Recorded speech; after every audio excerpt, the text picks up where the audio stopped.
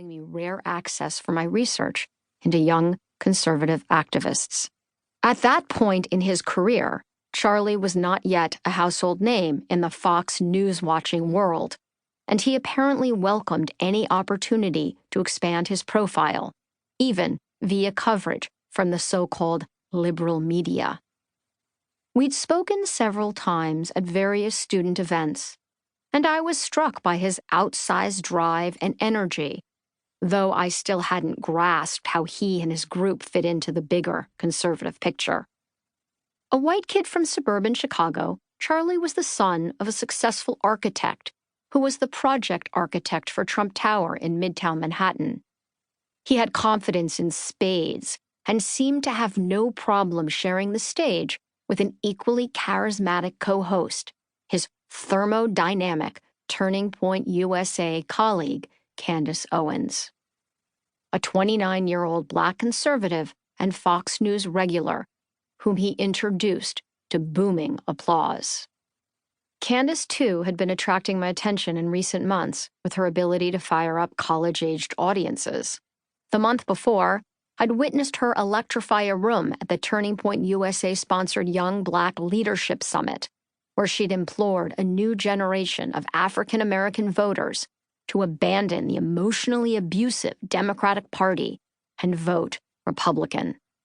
"Hey, guys," cooed Owens, slinking on stage in a charcoal gray pantsuit and high-heeled boots. Settling next to Charlie, she crossed her legs smartly and let her almond-shaped eyes rest lightly on the man she would later describe to me as her political twin. "Thank you so much for having us." Candace grew up poor in Stamford, Connecticut. Until recently, she'd considered herself a liberal. Now, she had close to 1 million Twitter followers. The count will balloon to over 3 million by the time this book heads to press. And Kanye West had recently told his 20 million Twitter followers that he loved the way Candace Owens thinks. And what did Candace think? She told the room that she was sick of the left's obsession with victimization and its delight in sorting Americans into collectives, pitting men against women, Blacks against illegals, and Bible-fearing Christians against nearly everyone else.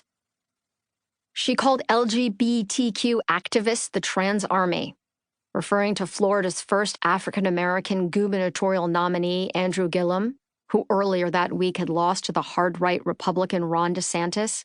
Candace raised her voice and scoffed that he had just had his black card declined on a national level. "You are allowed to say that," Charlie said, inferring that as a white male, he could not in fact say that. Then he grinned mischievously, as if to say, "Can you believe I found her?" The mostly white audience roared with glee. That night on stage, Charlie's trademark confidence never flagged. Even though Democrats had made big gains in that week's elections, taking the House back from the GOP, handing 2 seats to Muslim women, and electing the first openly gay governor in nearby Colorado, you'd never know it from Charlie's upbeat manner. "It was a good week in Ohio, right?" said the self-proclaimed optimist. "The governor's race, a lot of statewide offices, a supermajority in the state legislature." Candace's eyes glistened. It was a red wave. The lights piercing down on him, Charlie furrowed his brow and called the new Democratic-led House the Clown Parade, and AOC the communist from the Bronx. The crowd howled. "The teachers' unions," he continued, "we call them the cartel." This act went on for hours, the hard-edged ribbing at times giving way to starkly moralistic pronouncements, as when Owens attacked Democrats' unsuccessful efforts to thwart the confirmation of Supreme Court Justice Brett Kavanaugh. Of the citizens and politicians who sought to hold the nominee accountable for a credible, decades-old accusation of sexual assault, Owens intoned, "These people are evil," resting a hand on her chest. "In my estimation, they are absolutely evil, and if we don't band together and fight them, we're going to lose this country." The two claimed Turning Point USA was giving voice to a new, silent majority of young people.